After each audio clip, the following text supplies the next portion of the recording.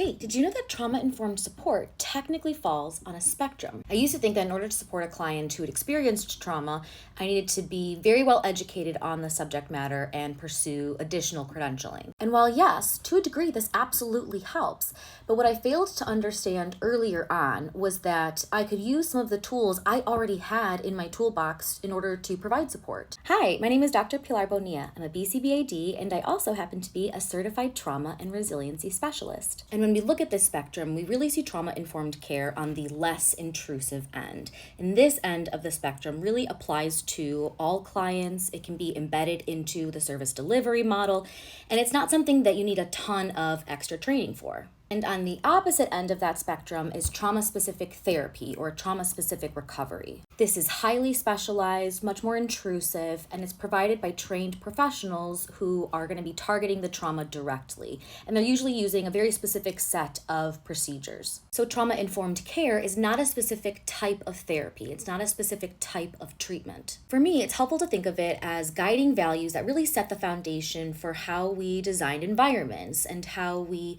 deliver services and how we interact with others, regardless of whether trauma has been formally identified or not. So if you're interested in learning more about these values or trauma-informed care within applied behavior analysis, you can check out my Module 5 course, Trauma-Informed ABA, in the link in my bio. And as always, if you have any questions, let me know in the comments.